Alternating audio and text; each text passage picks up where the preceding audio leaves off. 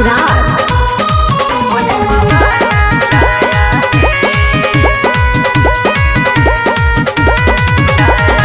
हमके ता चाही राजा नया नया साड़ी हो, हमके ता चाही राजा नया नया साड़ी।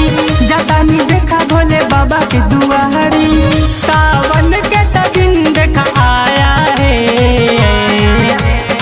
जाइब राजा जल हम ढारे, भोले बाबा ने बुलाया है। जाइब राजा जल हम ढारे, भोले बाबा ने बुलाया है।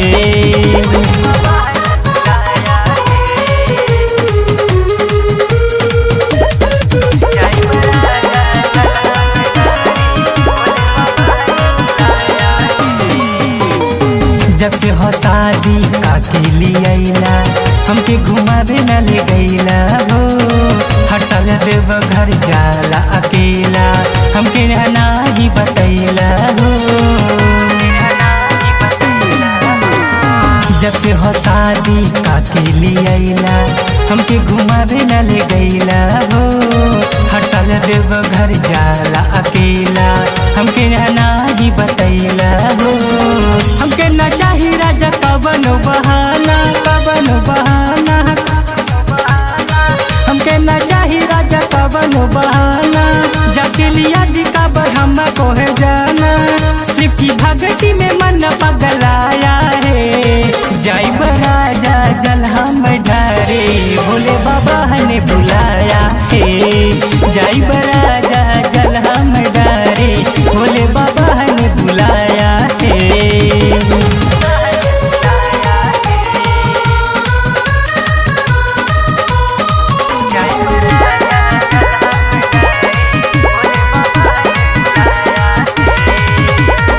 साल भर में एक बेर आवे सावन के दिनवा हो। तो से हम तकरी लेनी हो रहा, सुनय संगी सजनवा हो। सुना साल भर में एक बेर आवे सावन के दिनवा हो। तो हसे तकरी लेनी हो रहा, संदीपिया सजनवा हो।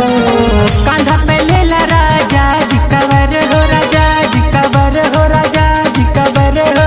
कांधा पे लेला राजा जी कवर हो, चलल जाई साथे देव घर हो। सोनू की सन कावर सजाया है। जाइब राजा जल हम ढारे, भोले बाबा ने बुलाया है। जाइब